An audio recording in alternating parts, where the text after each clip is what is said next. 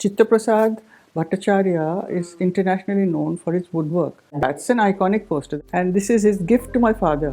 My father didn't commission him. Welcome to Creative Talkative with Ketki Tewary. Yeah, we're creative and talkative. There's no stopping this, there's no topping this. Time to explain what's in our veins, what's in our minds. Take a peek into these lives. Yeah, we're creative and talkative. There's no stopping this, there's no topping this. Today on Creative Talkative, we are getting talkative with Rinki Roy Bhattacharya, who is a published author besides being a veteran journalist and a documentary filmmaker. She has been a recipient of several prestigious scholarships and honorary doctorates. Having lived her life on her own terms, she personifies strength and resilience like no other.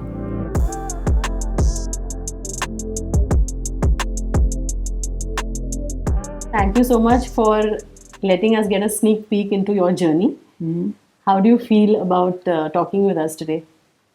I'm excited, and I'm very happy that you think it's worthwhile talking to me and bringing out things from behind the scenes, which is actually the title of one of my books on my father.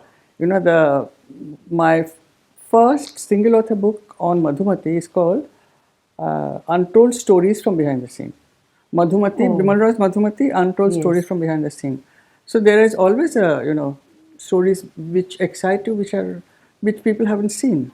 Correct. So that is something I really like to explore in my work and in my writing and all that, even in my documentary films. You know, your father, Mr. Bimal Roy, and I can't speak enough about him because he's an institution in himself. I think he's India's finest directors and filmmakers.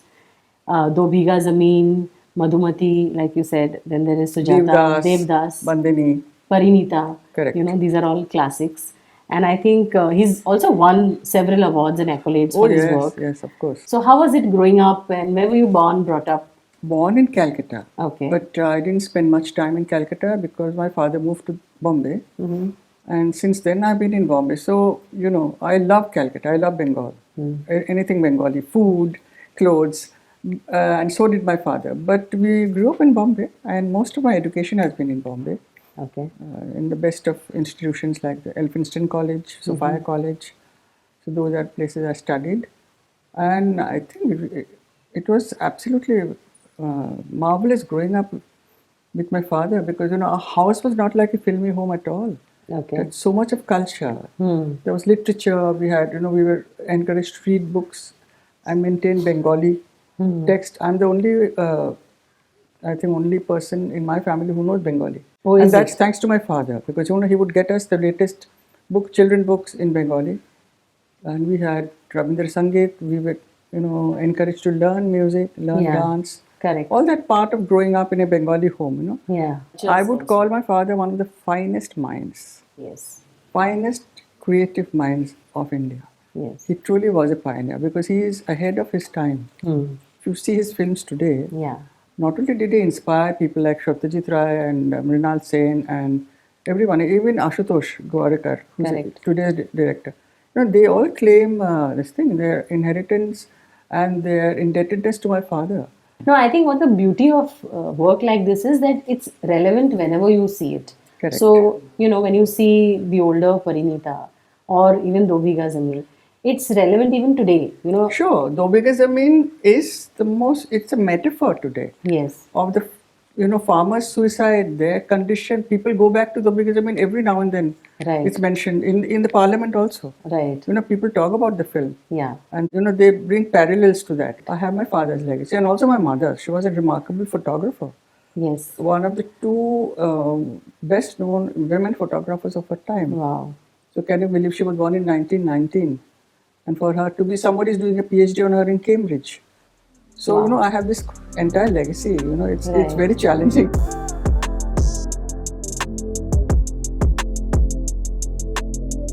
You have probably explored every aspect of creativity in that sense with the various things that you've done, in your life. I would like to speak about your art and costume designing that you did for a few movies, right? So for Mainly Anubhav- for my husband's movies. Okay. That was by accident.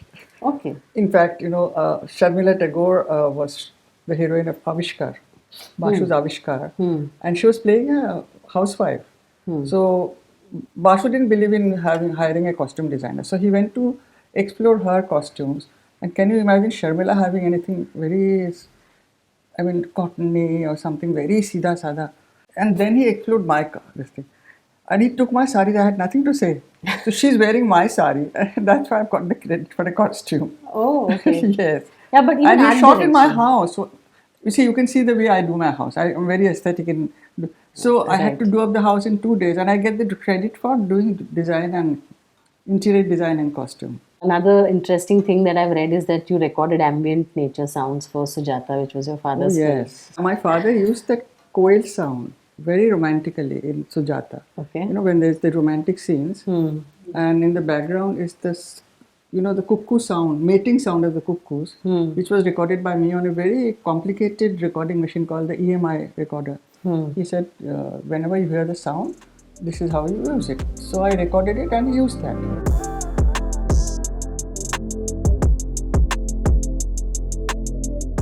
So your connection with theatre, so with Prithvi Theatre, also was an association which went on for quite some time. right? Yes. I have to give the credit to Jennifer Kapoor. Okay. They were just building Prithvi. It wasn't even built. The building wasn't built.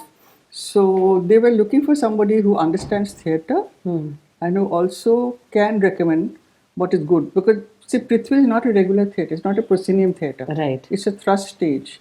You know, it's a very different kind of a theatre. So they wanted plays which would fit into that kind of a setup. Okay. So you know, you must be knowing Feroz Khan, Yes. the director. Yes. So Feroz, me and Jennifer, we were a big, very good team for Prithvi. Okay. And I remember those days with great joy and pleasure. It was wonderful to work with. Jennifer was a very fantastic human being. Very, very respectful of my work. I was the art critic of Indian Express for many years. Okay. Yeah, I reviewed Hussein's and everybody. Really? Oh, yes. Wow. I mean, learned on the job. I had no idea what art criticism Which was my next question. How did you learn? Absolutely hands-on.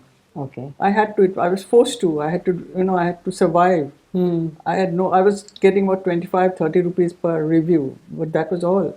I would go madly, see all the shows, write the reviews. So I would type it, take it back. So quite a struggle, but I enjoyed it. I hear you also used to anchor a show for DD, which is Doordarshan. I've done quite a few shows for Max Muller Bhavan. They had this something called East Meets West, things like that. All to do with art, Indian culture. I used to actually criticize television shows for the Times of India. I like the way you say criticize. I was television asked to, shows. there's a particular word for it. There's a kind of a jargon for that, but I forget. I was commissioned by Doordarshan itself to criticize their work. Really? Yes. Wow. Sitting at home, watching the films and giving them a feedback. No better job, no?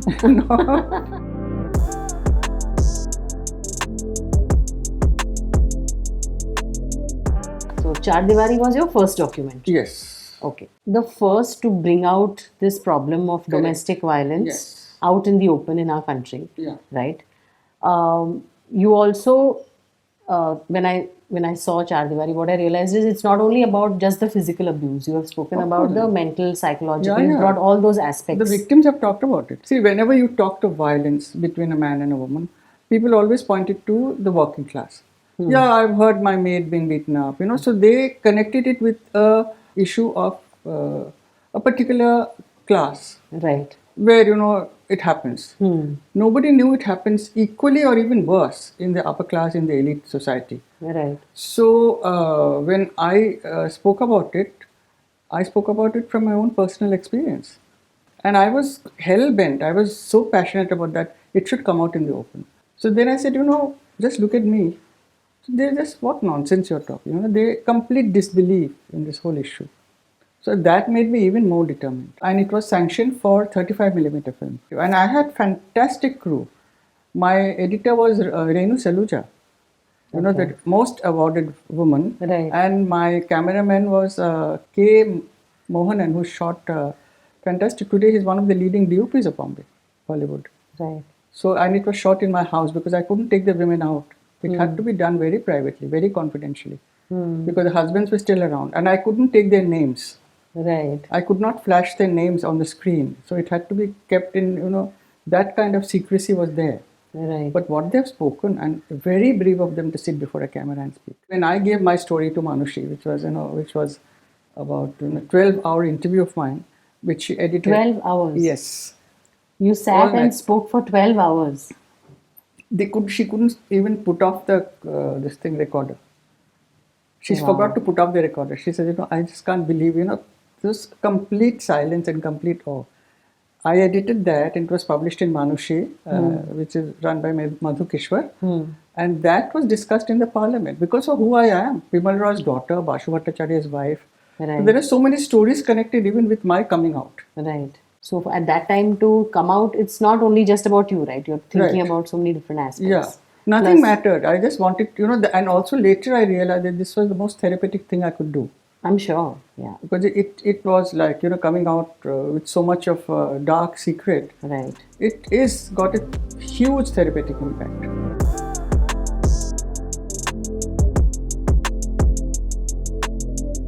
Your second among my favorites is Janani. So that celebrates motherhood, right? A woman's, the courage to be a mother and then to survive and then to go on to enjoy life as a mother.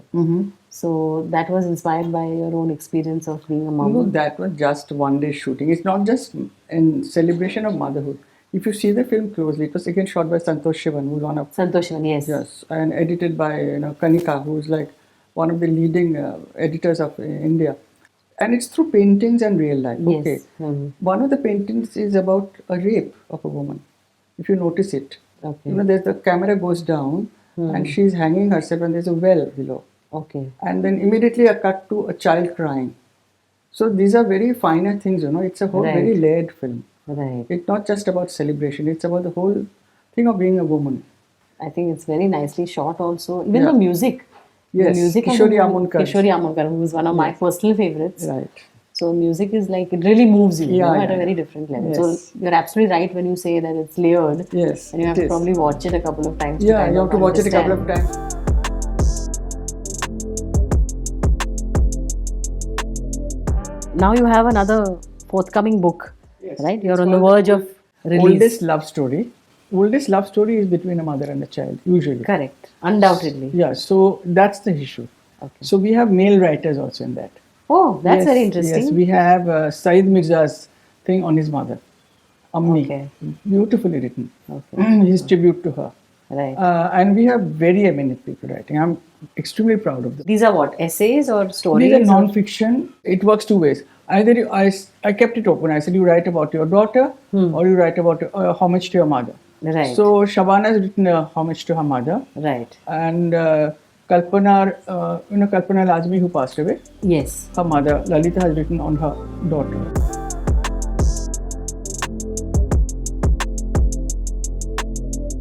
I can't stop writing. I love writing. That's my first love. So I'm writing portraits of people, very eminent people, mainly from the film industry, whom I've met. I'm calling it brief encounters. People whom I got to know by accident, and then profiles of them. Like, for example, I knew Satyajit Ray very well.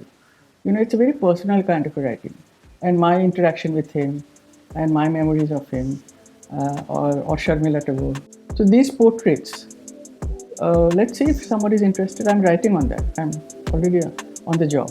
Let us tell you what we wanna say. Not about just getting paid or achieving fame. It's about the everyday blood, sweat, and tears, dreams and fears, everything you gotta hear. Listen, from the first steps to the final leap, making headlines in history. How they did it, it's no mystery. Take a seat, honestly. Yeah, we're creative and talkative. There's no stopping this, there's no topping this. Time for honesty with some novelty. Sit down with KT, you just hit the lottery.